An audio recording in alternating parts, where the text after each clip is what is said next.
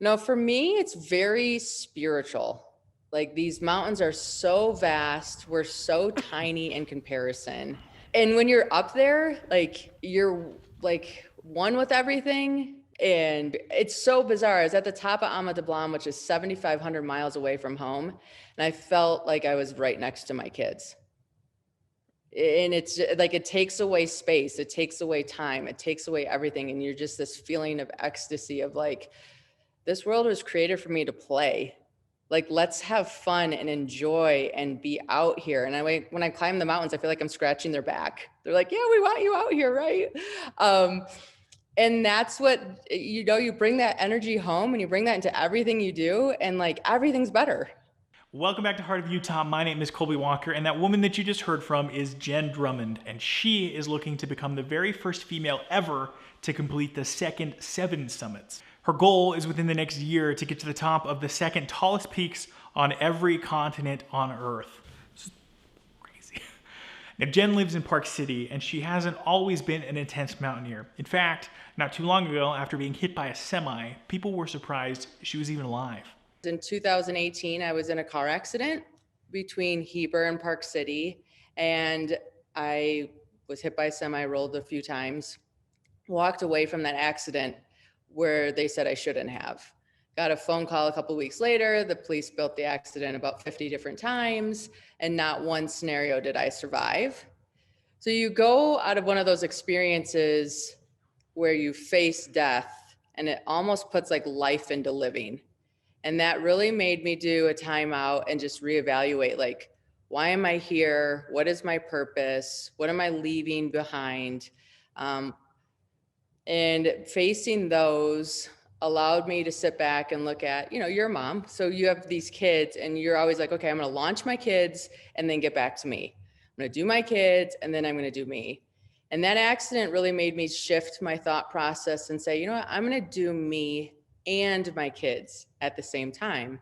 And if they see mom living a fulfilled life, chasing her goals and going after it, it almost gives them permission to do the same thing. Now, for clarification, contrary to what it may look like, I am not the mother that Jenn was talking about here. This story that you're watching here has a companion version that's told on the radio every Wednesday. It's put together by our very own wonderful Mary Richards. So set your alarms, tune in to KSL News Radio at 8:45 every Wednesday to catch that. Or, pro tip, you can head over there and do that right now. So anyway, after that accident, after her decision to start going after her own goals, as well as helping her kids do the same thing, she had an interesting conversation at the table with one of her 7 kids, helping them with some math homework. We were doing math homework one day and my son's crying about like how hard it is. And I'm like, we do hard things. Like, this is okay. Like, we can do this. We got this. And he's like, well, if we do hard things, then why haven't you climbed Everest yet? And I'm like, awesome. And I'm like, let's look at Everest. So then we made it into this like little like research project. And I said, all right, mommy's going to climb Mount Everest. Okay. And when you go to make a big goal like that, you don't start with Mount Everest, right? So you have to start with smaller steps, just like any goal. What do I need to do today? What do I need to do tomorrow to get me closer to that bigger piece? And so I started climbing some other mountains. I hired a coach that had a lot of experience to just help me through the process. And during that experience, he's like, you know what, Jenn? If you do hard things, there's the 7 second summits that have not been done by a female before. And I think you have the personality and the tenacity to make that happen. You should look into it. And I started to look into it and it felt right? I'm like, yeah, this is good. This could be me. Let's try this. So off she went. Jenn said not only has this been a fun project for her whole family, 7 kids, 7 mountains, 7 continents, kind of like a match made in heaven, but it's also allowed her to move the focus from her own goal of summiting large actual mountains to her being able to help and inspire others with their own summits, overcoming their own figurative mountains. I think my biggest point that I'm trying to get across is this isn't about me, right? Like, I'm just one person that's doing this. And when we hang out with people that eat healthy, it inspires us to eat healthy. When we hang out with people that are positive and going after their goals, then it allows us to see that inside of ourselves and do the same thing. I'm doing this as like a platform for my children and for everybody else. Yeah, I'm a mom. I have long blonde hair, but I still do these things out in the mountains. That's okay. And that's where bold, brave, beautiful came into fruition. And so for me, climbing mountains is this like visual, tangible thing that works. But we all have mountains that we have to climb, right? We all have boldness that we have to live or bravery that we have to step into. And all of our journeys are beautiful, whatever that is. And so my whole purpose is like, this is what lights me up. I'm so excited about it. I want to share it. Please join in and share what you're doing so that I can be a cheerleader for you too. Now, one of those groups that she will be cheerleading for are students right back home here in Utah. And that cheerleading is something that she'll be able to do all the way on the other side of the globe in about 2 months on her training climb for K2, where she'll be going for the summit of Mount Everest. So I'm climbing Everest this spring. And with the kids' classrooms at school, we've been able to talk about what's your Everest, right? And so all of a sudden the kids are talking about it. It gets my kids excited. I bought like pencils for all the classrooms, and I'm actually going to be able, with technology these days, I'm actually able to do a call from base camp to their classroom and talk to them.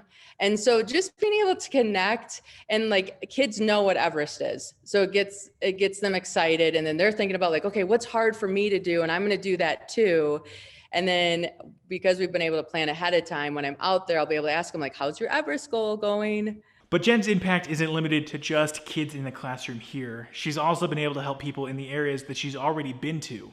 Another huge win that has been, like when I was in Kenya a couple weeks ago, I worked with a local guide there just to try to boost their economy there because it's their mountain.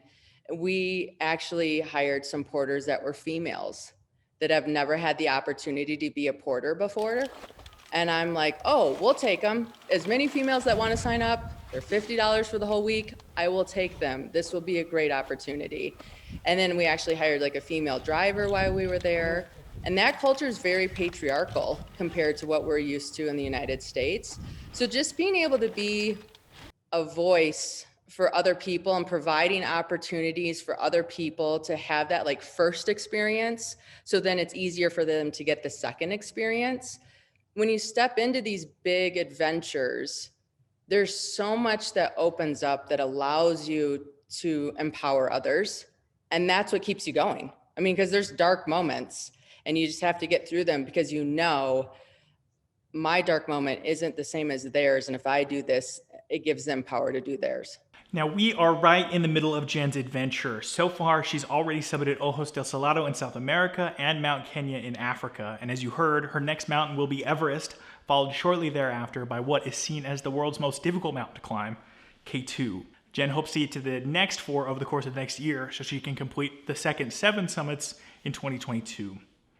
Now, I feel like I say this every week, but it's really true. This has been a fantastic story to work on, and there is so much more that I couldn't get to here. Fear not, we have all of the rest of the story and even more over on our website at KSL News Radio. So if you head over there, you'll get even more of it. I want to give a big thank you to Jenn Drummond for hanging out and having this chat. If you want to keep up with her, the best place to do that is probably over on Instagram. She can be found there at Bold, Brave, Beautiful Life. And you can find us here at Heart of Utah at kslnewsradio.com and on Twitter at Heart of UT. Now, that just about does it for me this week. Thank you so very much for sticking around, and I hope to see you right back here next week. For KSL News Radio's Heart of Utah, I'm Colby Walker. That night, as we were walking to our hotel from the Javits Center,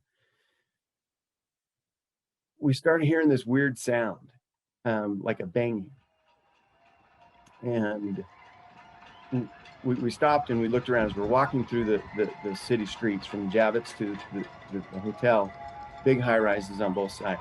And we kind of stopped and looked around, and people were leaning out their buildings and banging pots and pans, saying thank you.